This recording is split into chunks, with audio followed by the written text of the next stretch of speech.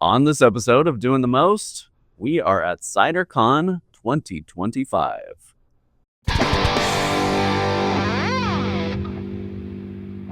I'm here with Mandi from FaeWood Mead, and this is the third and final day of CiderCon. So we have experienced the experience. We have. At this point.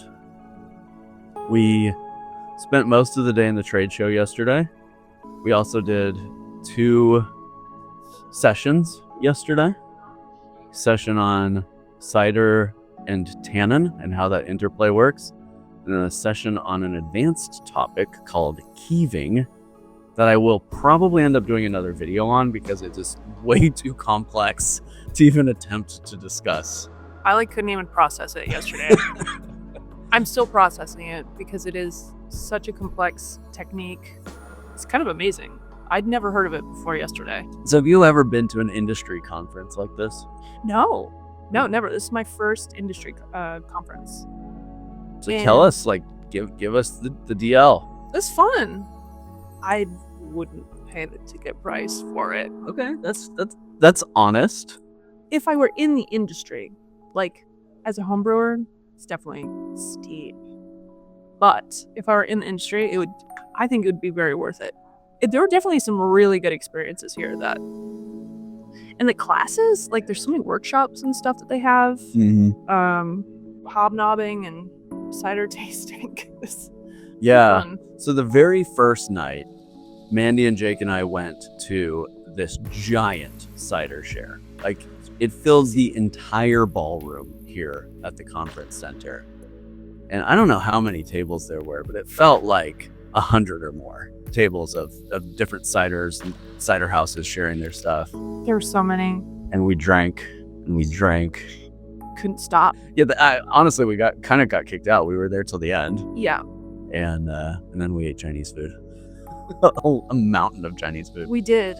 That experience to get to see and smell and taste the diversity of cider, I thought was really informative. It was. That was the best part of the whole experience for you. Yeah, I think the best part of the whole thing was just tasting so many different artisanal ciders. The stuff that we had is so much different, so much more complex and diverse than anything that you can find in your grocery store. Oh yeah. There wasn't Strongbow or Angry Orchard or any of those other sweet. There's a lot of focus on bittersweet. Yes. That tannic punch, but a nice residual sweetness. But everything was really well acid balanced. It was. There were a few that were kind of puckery. But for the most part, everything really worked. But they were all such different experiences based on what apples they used, what different blends of apples they used, how long it had been aged, whether it went into oak. In a way, you're right. It doesn't compare to the grocery store or even liquor store often cider buying experience. No. Has it inspired you? Yeah, it has. It totally has. I mean, I've been wanting to branch out and, dip my toesies in some more brewing styles and besides mead. And coming to this was kind of mind blowing. Just what you can do with apples and now knowing that there's a difference. There are tannic, cider tannic apples, and there's sweet, there's bittersweet, there's all these different, and so many of these cideries do specific blends where it's 20% this apple, 15% this apple. And it's kind of in the magic of blending and then the yeast that you use. I don't know. It's more complex than I thought it was. Yeah. It kind of inspires and challenges you. As a home brewer, you're yes, I want to. Right. I want to do that too. Can I make that exact thing that you made? Right. No, it's interesting. There's definitely a tiered commercial cider production where in the tannin session yesterday, somebody asked, well, what if you're using just an apple juice base from Fruit Smart? How are you introducing tannin? And it until that moment, it hadn't struck me that a lot of cider houses are just using a base juice. And then, just the tanker truck comes in and pumps the juice in. And then, they might be adding some apples or some specific concentrates or fruit or whatever to that. But a lot of cideries are just using, kind of essentially what we would be using from the grocery store. Yeah. But these like next level ciders that we've tried were all from apples that were macerated and crushed and Yeah, pressed they like grind them. and blended to get that perfect mix of sharpness and tannin and sweetness. Because all the sweetness and tannin and everything just comes from the apples. Like they don't add anything to it. Mm-hmm. And it's all just so well balanced and like magical. Like the flavors are very complex. Yeah, it's like next level. It's next level. What have been your biggest takeaways so far this weekend? Cider is just so much more complex and kind of just amazing than I thought it was. Mm-hmm. I don't even know. That's the heart of it. Really. Yeah. It's like after tasting all the ciders and going through like the keeping class and the tannin class. All of that was like very eye-opening. It does feel a little bit like, especially as content creators, sometimes you kind of feel like you're the know-it-all in the room. Yeah. Right. Like, I know about this. Then you come to an event like this and you realize how you have just barely scratched the surface of a topic. Oh yeah, these industry people who've been doing this for like 10 plus years and like constantly testing and blending and using different methods and right. They are always on the okay, what can we do to keep this going and keep advancing and creating and learning. And the depth of science they're doing is so much science. Holy shit. Yeah. In the Keeping one yesterday, they were talking about field testing for yan. What are the ways that we can test for yeast assimilable nitrogen in our cider house rather than having to send it to a university lab? And like, that's a problem I can't even fathom having. It's just, I definitely felt like out of my depth listening to that. And like every now and then there was a phrase, and I was like, ooh, I know that phrase. And then there'd be 10 more that I'm like, I have no idea what these people are talking about. I don't know what's going on right now. The biggest inspiration, I would say apple varieties. Yeah. Apple blending, because, well, and I'm blessed to live in an area that has orchards and do grow a lot of these bitter apples. I can get like pippins and wine sap and things like that. Like there are a lot of orchards in my area. Mm. And so I'm excited about experimenting with different apple varieties. Okay. So you're gonna get a crusher and a press, and maybe. I guess you could just go whole fruit. Yeah. There was a conversation in the tannin thing that blew my mind about how the longer you macerate your fruit, the less tannin you actually get from the fruit because the tannin binds to the fruit solids. Yeah. And if you asked me 3 days ago how to get the most tannin out of your fruit, I would say macerate it, put it in parameter, leave it in as long as you can. That's what I thought too. Now I'm learning I might be wrong. It'd be a fun test. It would. Just do some small batches and then leave the apple do like tannic testing more or less per batch, like leaving the right. Like how does it change the mouthfeel and the finish? Yes. Yeah. I'm picking up what you're putting down. Thank you. Thank you, Mandi, for coming to CiderCon. I think your presence has made this a joyful experience. It's been fun to hang out in blustery Chicago. So cold. Thanks for coming. Of course. CiderCon 2025. I'm here with my buddy Jake. You probably know him as Dogstickfetch. Yeah. He's on the Discord. He is the one and only moderator on the Doing the Most Discord. And overall, great friend, helpful guy. Thanks. I appreciate you being here. I'm glad you made the trip over. I'm really glad that you invited me. This is a blast. Thank you. I have had a great time. I'm exhausted. If you are a home brewer, and you may disagree with me, but if you're a home brewer, I don't think this is the right environment to come learn about cider production. Fully agree. Okay. Couldn't agree more. There's not a lot of home brewer specific stuff in there. There's some yeast producers. There's some folks who do like, custom cans and stuff like that. There are giant like $100,000 pasteurizing machines and stuff that like, you don't even know how to talk as a home brewer. I don't even know how to approach these people. there's some really big, monstrously large gear that we would never have a purpose, Yeah. even knowing what it does. Give me your thoughts on the trade show overall. Like, was it anything like what you were expecting? I think my hope was that I could go to some of these vendors that had booths and say, what can you offer on the homebrew level? And I did that probably 10 times. 9 out of 10 only sold in these big giant drums. They didn't sell anything less than gallons and gallons and gallons of buckets, Right. size worth of their product. So I thought, how can I benefit from getting a face-to-face with these people? And I didn't much. There was one guy, he was like, yeah, we sell 1 ounce and 2 ounce bottles. And I thought to myself, like, yes, this is great. Tell me more about your product. I want to know as a home brewer. It was really nice to get to talk to some of the yeast producers who were there. And Yeah, Fermentus was great. yeah, I had a really interesting conversation with Scott Labs. Mm-hmm. And I asked, because, I'm a huge fan of the dry pitch. Yeah. And I said, tell me what I'm doing wrong by dry pitching, because the community really likes to light me up for dry pitching. Everyone's like, you got to rehydrate, you got to go firm. And I just kind of like to sprinkle and go. Yeah. And she gave me some really solid answers on why I should not be dry pitching.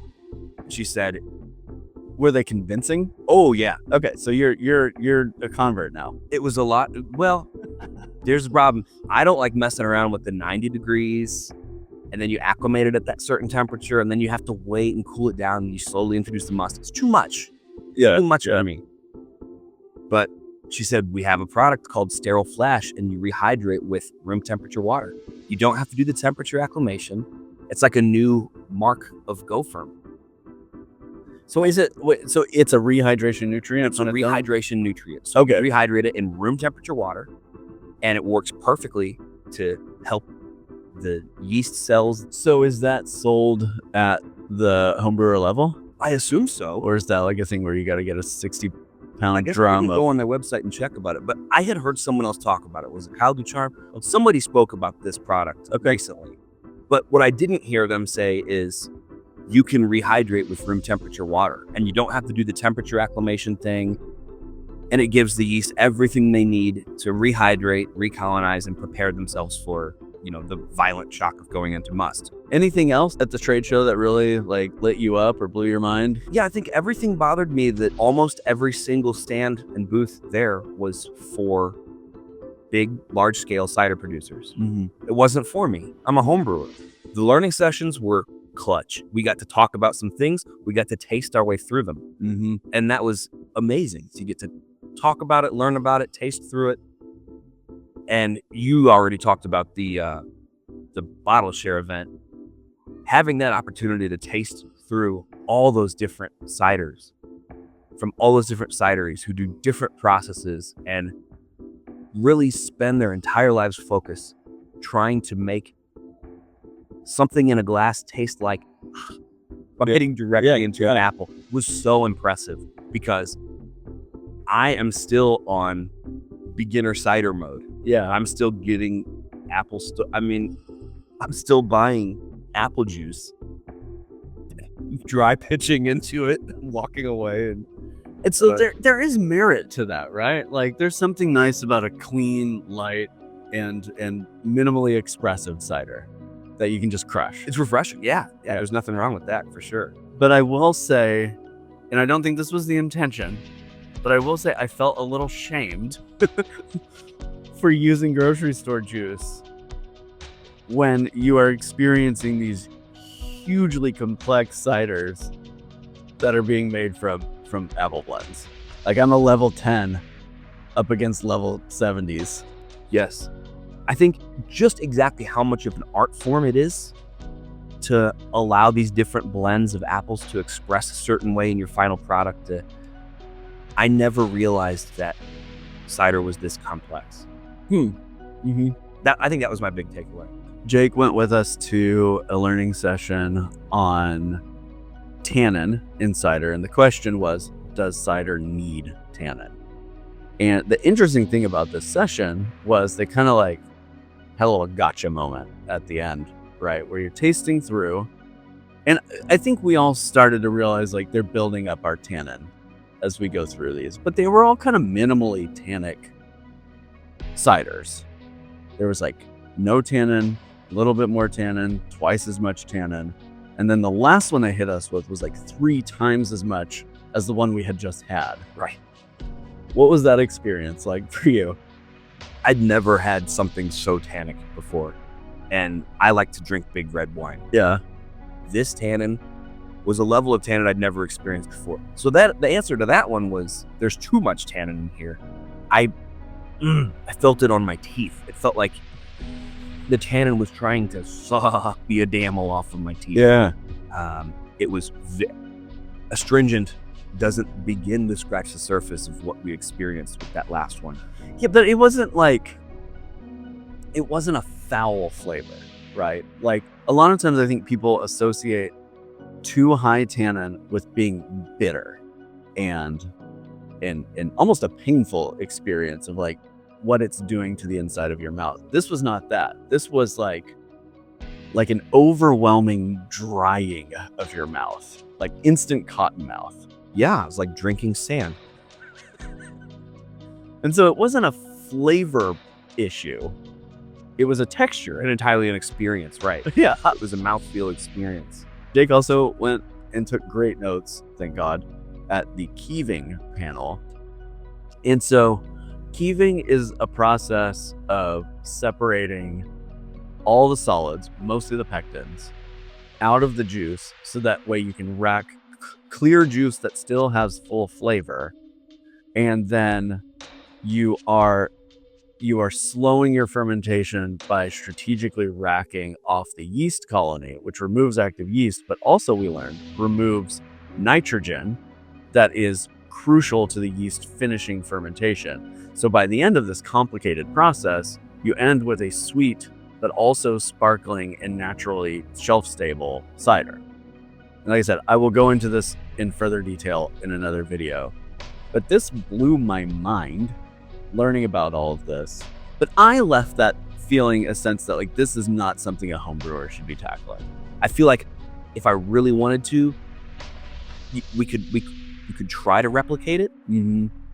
And using what knowledge that we can glean, we could probably do something that's similar to what they did. Mm-hmm. We had several conversations about this at dinner and after the event.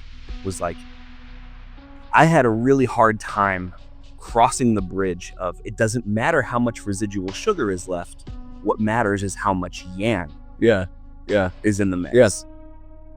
Because the one guy ended up with 7% residual sugar. Right. The other guy ended up with 2% residual sugar. 2 different products, but they both stopped at the right time because they bottled when it was less than 10 yan. Yeah. And that was just enough to let the yeast continue to carbonate enough to bottle condition Right. bottles and not keep going through the rest of the sugars. Right. And they knew that because they monitored the yan. And like I had a really hard time crossing that bridge because we use the hydrometers and that's all we do. Right. And I think this is a good point you're making, that if anything that we learned from that session that can be applied to homebrew is that nutrition is the key to a successful homebrew, not just in finishing a fermentation, but in finishing a fermentation how you want to. Right. Yeah. Because like these guys were talking about how like you can finish a fermentation all the way through to dry, and you can back sweeten, and you can force carb, and it will taste markedly different from one that stopped with residual sugars and bottle conditioned pet nat. We didn't unfortunately get to try the differences between those, but these professional cider makers who make a world-class award-winning cider believe that stomping fermentation makes a better cider than letting it finish and back sweetening. And it's all because they know how much yeast assimilable nitrogen is actually in there and dial in that process to a very specific stopping point. Nutrition is everything. And years ago, we were arguing with people online all the time about how important nutrition was, and we were told, nah, just throw some raisins in there, everything's fine. Nah, honey's got pollen in it, everything's gonna be fine. And then you come to an industry event like this where these professionals are talking about how the most important thing to them is monitoring the nutrition of their must. Almost more important than apple quality and yeast selection. It was Yan. It transforms the conversation in my view. 100%. What's your biggest takeaway from the last 3 days? What's the thing that 2 months from now is going to really still stick in your mind and inform your homebrewing journey going forward? You know, when I used to think about like what all the crazy different kinds of cider were, I would think, oh yeah, this place has a peach cider and they're making a pineapple cider and they're making a blueberry cider. And I was like, wow, it can be a lot. But that's like the gas station cider compared to what we have. I mean, it's like, yeah, you hate to put it that way, but it's true. It's a joke. One of the ones we really liked, I think we talked about it being in our top 3, and I don't remember the name, but they had their little sell sheet up about what the cider was. Mm-hmm. And it was 5% these apples, 7% these apples, 11% these apples. And it was an insane amount of attention to detail. I didn't know cider could be this complex and intense. I feel more compelled to work with different kinds of apples and do different things with the apples. Mm-hmm. Not just juice them, not just press them, not just buy apple juice. Honestly, I feel like I'm leaving with more questions than answers about working with apples. Same. Yeah. But it's sparked my creativity note that I might have typically thought, oh, I can either get apple juice or I can get apple juice concentrate in a can, or I can go to the orchard to get some apples. Yeah. Now I feel compelled to try different kinds of cider yeast. I might try doing 2 different ones with different yeast and blending the finished product. Yeah. And I feel compelled to do so much more. Cider is big, and I think, you know, even a year later after I started my great cider arc, I'm still on I'm way down here on the parabola. I got a ways to go. So thank you for coming. I think this has been a blast. Thanks for having me. Of course, dude. It is difficult to create content in this environment. A lot of people don't want to talk to you. There is definitely some administrative positioning on content creation here that feels a little bit like we're in the way sometimes. And that's not, I don't want to knock on the ACA for that, but it does a little bit feel like they don't want us recording a lot of the time. I'm making the content that I was able to get while we were here, and hopefully it's enough. And you guys know, if you ever have questions about cider or any homebrewing topics, you can jump on the Discord or shoot me an email. I try to answer every email that comes in. So thank you guys for joining me. And until next time, cheers. Bye. Bye. Bye. Homemade brews and various R2s, everything from mead to roast, bake creation, fermentation, inebriation, doing the most.